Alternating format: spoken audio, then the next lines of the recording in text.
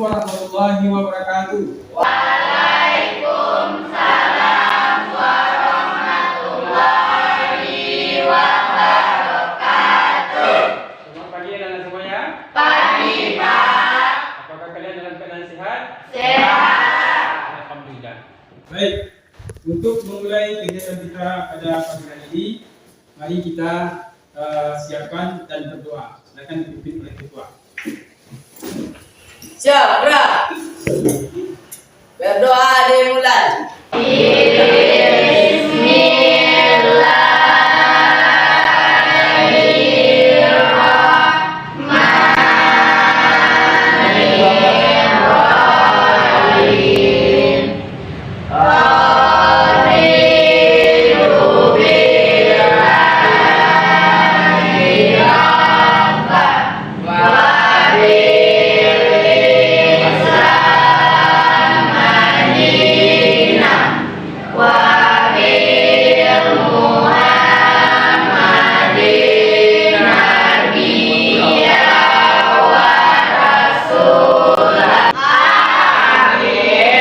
Ucapkan salam. Assalamualaikum warahmatullahi wabarakatuh. Untuk memulai kegiatan kita, mari kita membacakan ayat pendek. Kita baca surat An-Nas. Silakan.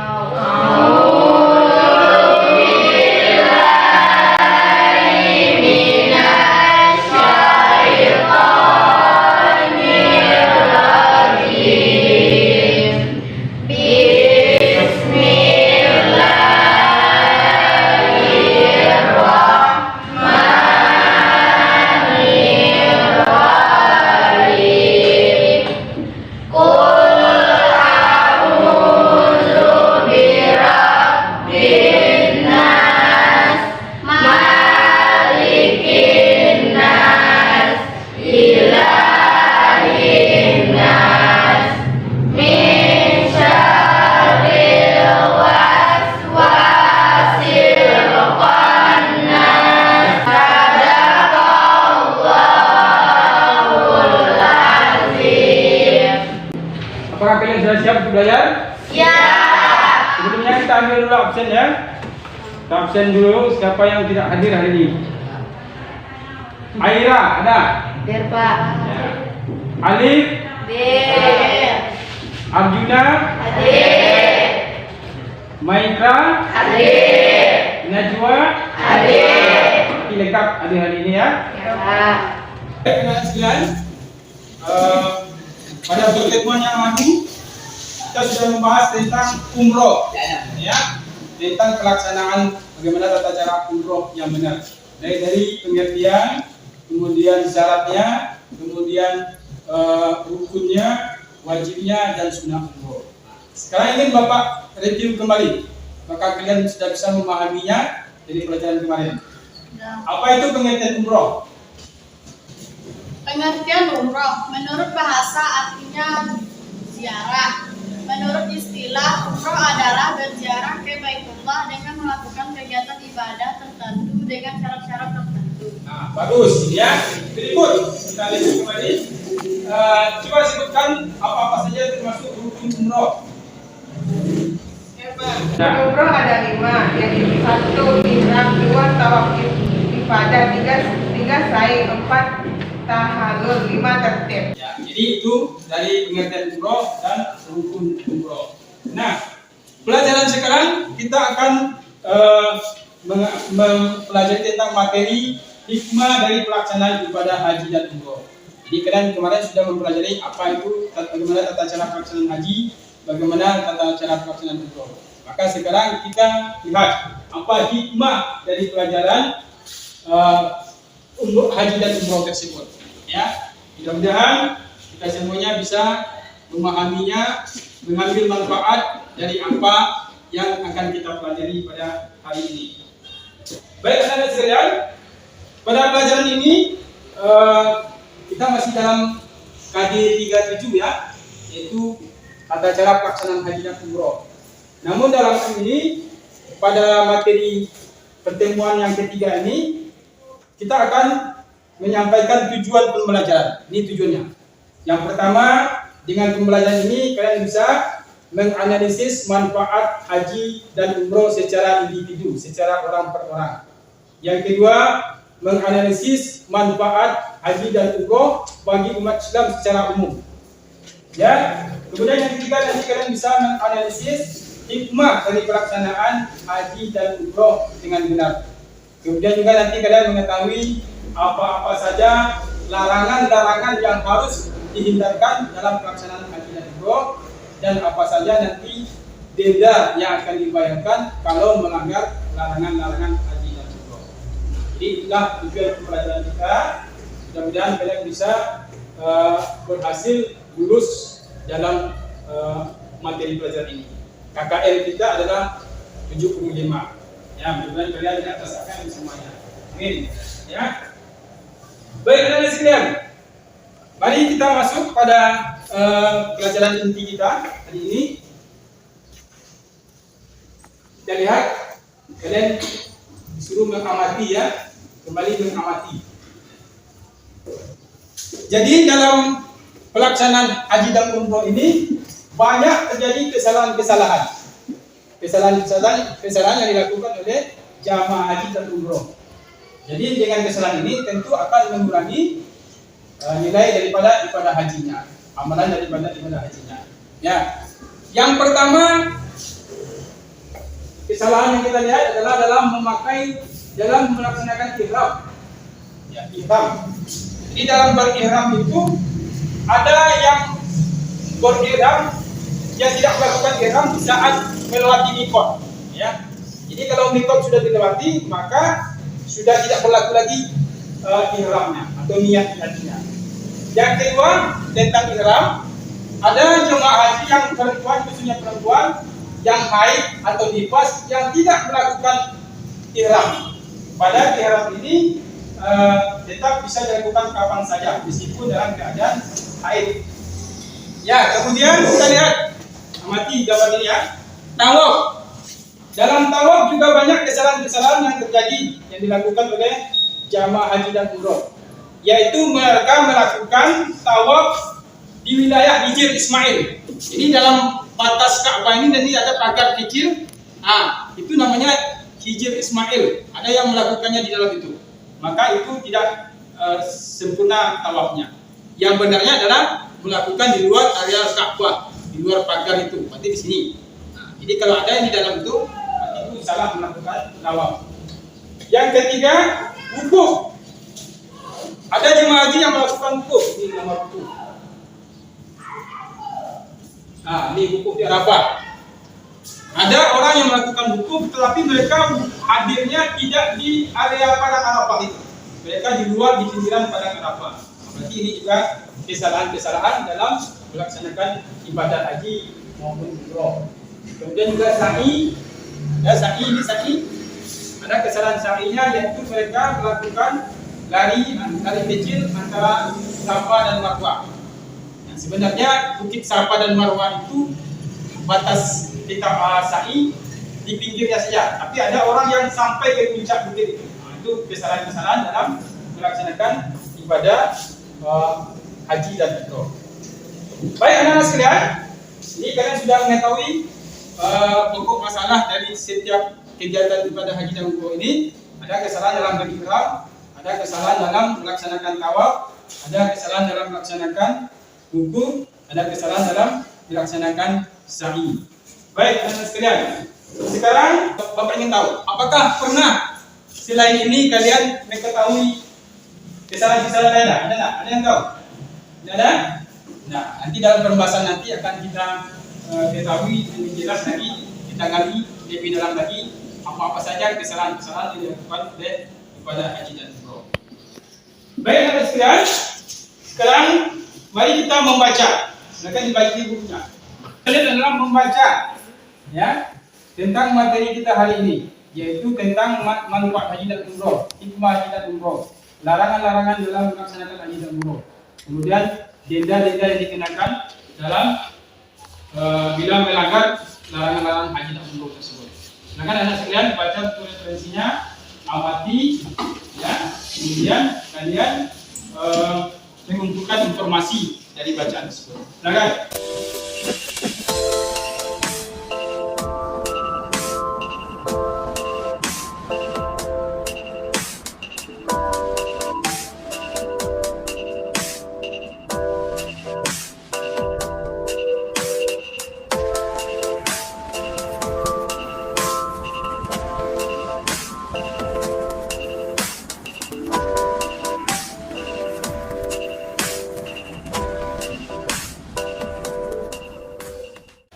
Jadi kalian sudah mengumpulkan informasi dari buku referensinya, buku bacaannya, kemudian mengamati objek-objek tentang pelaksanaan ibadah haji dan umroh. Sekarang silakan ajukan pertanyaan.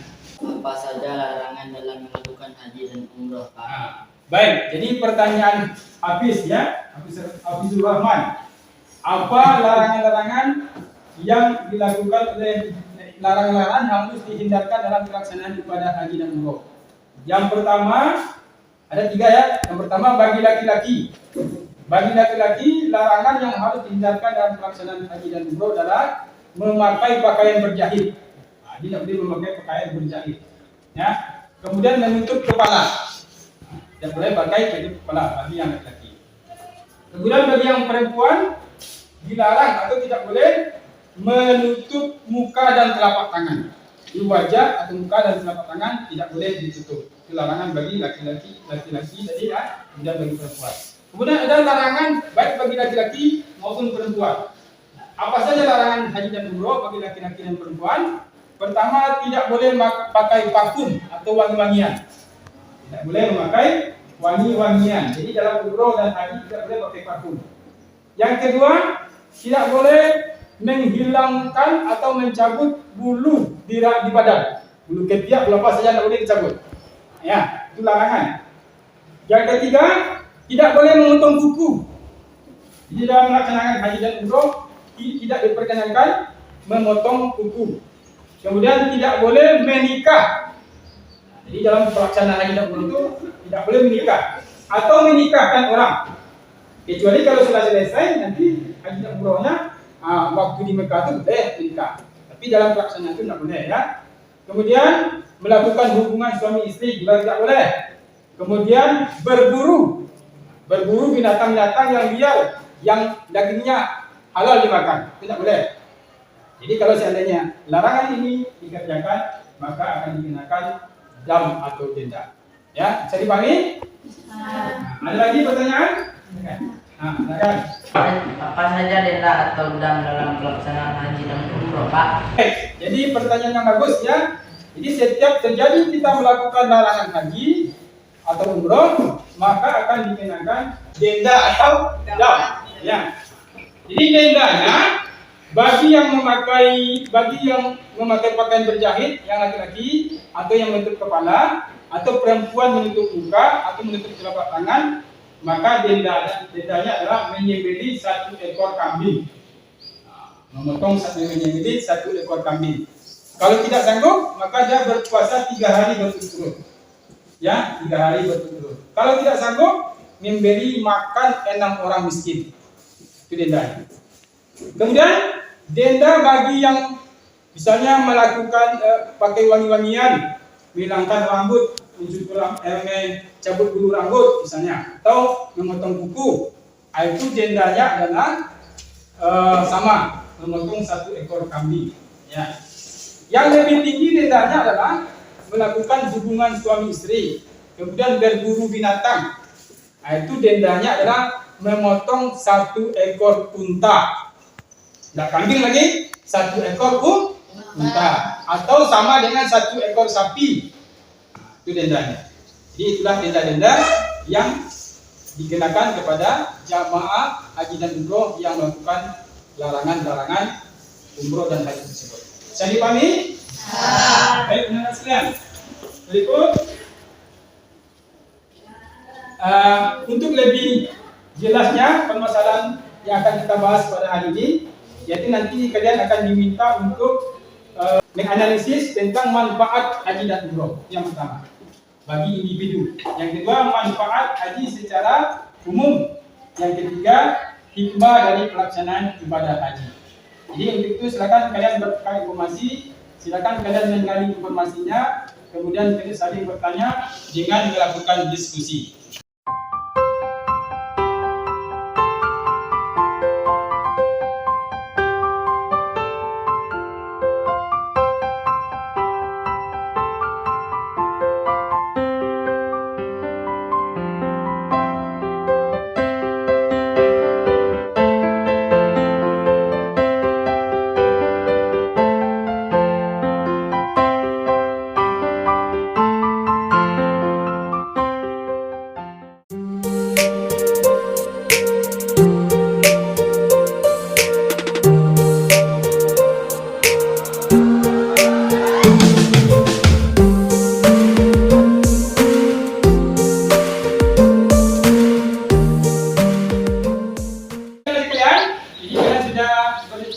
Mengumpulkan informasi, bertukar pikiran, kemudian menggali informasi dengan buku referensinya dengan sama berdiskusi sama kalian. Sekarang mari kita presentasikan hasil diskusinya. Ya, silakan dimulai dari kelompok 1. Membacakan hasil diskusi. Manfaat haji dan umrah secara individu. 1. Dapat menghapus dosa. 2. Mensucikan jiwa seseorang. 3. Meningkatkan keimanan seseorang. 4. Mengenang perjuangan Rasulullah dan para Rasul Allah Subhanahu wa Ta'ala. 5. Melatih sifat sabar dan disiplin. 6. Menumbuhkan sifat rela berkorban. 7. Mensyukuri nikmat yang telah diberikan Allah. Ya, jadi tepuk tangan. Berikut kelompok 2 silakan dibacakan hasil presentasinya, hasil diskusinya. Kami di kelompok 2 akan diskusi kedua. Manfaat haji dan umrah bagi umat Islam secara umum. 1. Menciptakan rasa persatuan dan kesatuan umat Islam. 2. Memperkuatkan tali ukhuwah Islamiyah umat Islam seluruh dunia. 3. Media dakwah untuk menyebarkan Islam sebagaimananya yang dilakukan Rasulullah SAW. 4. Lebih mengutamakan kepentingan agama dan kepentingan pribadi. Ya, tepuk tangan. Ya.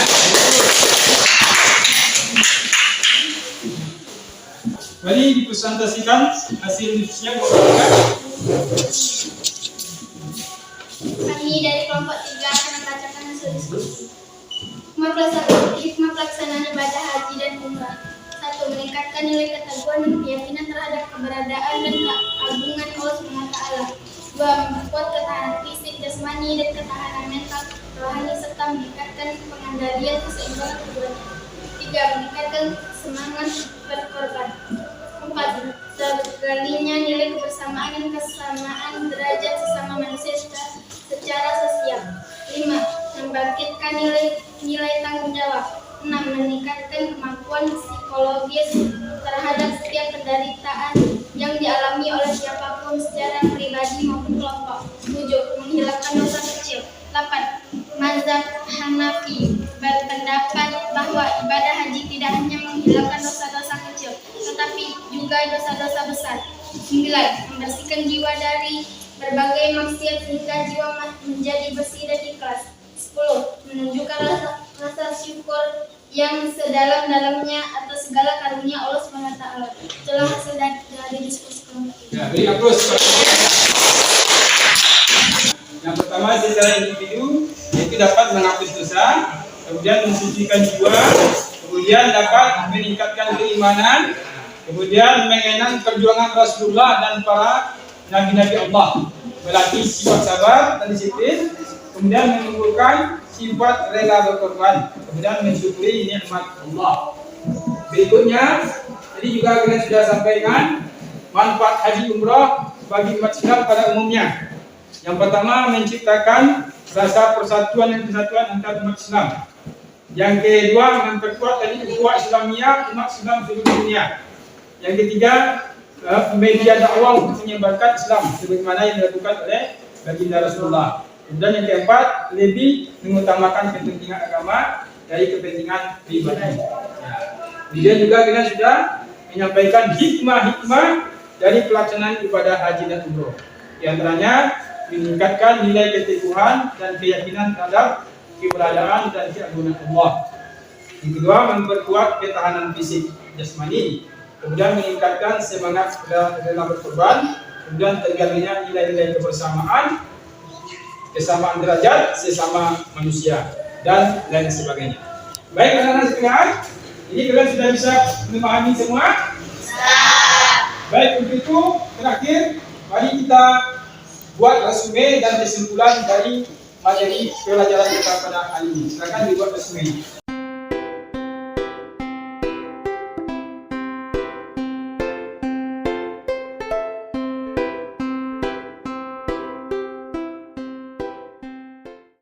Silakan dibacakan hasil kesimpulannya. Saya akan membacakan kesimpulan dari pelajaran hari ini. Manfaat haji dan umroh secara individu. 1. Dapat menghapus dosa. 2. Mensucikan jiwa seseorang. 3. Meningkatkan keimanan seseorang. 4. Mengenang perjuangan Rasulullah dan para Rasul Allah Subhanahu wa Ta'ala. 5. Melatih sifat sabar dan disiplin. 6. Menumbuhkan sifat rela berkorban. 7. Mensyukuri nikmat yang telah diberi Allah. Manfaat haji dan umroh bagi umat Islam secara umum. 1. Menciptakan rasa persatuan dan kesatuan umat Islam. 2. Memperkuat tali ukhuwah Islamiyah umat Islam seluruh dunia. 3. Media dakwah untuk menyebarkan Islam sebagaimana dilakukan Rasulullah SAW. 4. Lebih mengutamakan kepentingan agama dari kepentingan pribadi. Hikmah pelaksanaan ibadah haji dan umroh. 1. Meningkatkan nilai keteguhan dan keyakinan terhadap keberadaan dan keagungan Allah Subhanahu wa Ta'ala. 2. Memperkuat ketahanan fisik atau jasmani dan ketahanan mental atau rohani, serta meningkatkan pengendalian keseimbangan keduanya. 3. Meningkatkan semangat berkorban. 4. Tergalinya nilai kebersamaan dan kesamaan derajat sesama manusia secara sosial. 5. Membangkitkan nilai tanggung jawab. 6. Meningkatkan kemampuan psikologis terhadap setiap penderitaan yang dialami oleh siapapun secara pribadi maupun kelompok. 7. Menghilangkan dosa kecil. 8. Mazhab Hanafi berpendapat bahwa ibadah haji tidak hanya menghilangkan dosa-dosa kecil, tetapi juga dosa-dosa besar. 9. Membersihkan jiwa dari berbagai maksiat sehingga jiwa menjadi bersih dan ikhlas. 10. Menunjukkan rasa syukur yang sedalam-dalamnya atas segala karunia Allah. Itulah kesimpulan dari pembelajaran kita pada hari ini. Ya, baik. Pertanyaan-pertanyaan tentang pengetahuan apa yang kita pelajari pada hari ini. Silakan kalian jawab ya. Ini pertanyaannya. Yang pertama, analisislah manfaat ibadah haji dan umroh secara individu. Yang kemudian, analisislah manfaat haji dan umroh bagi umat Islam secara umum. Yang ketiga, analisislah hikmah-hikmah pelaksanaan ibadah haji dan umroh. Silakan kalian jawab latihannya. Silakan.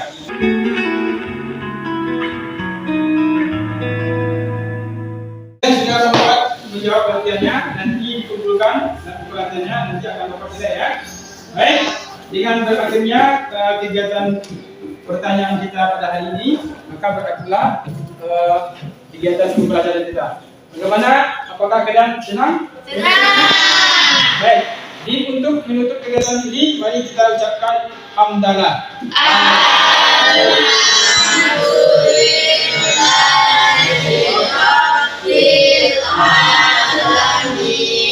Mari kita berdoa. Allahumma ilman nafi'ah. Allahumma inna nafi'ah Wa rizqan thayyibah.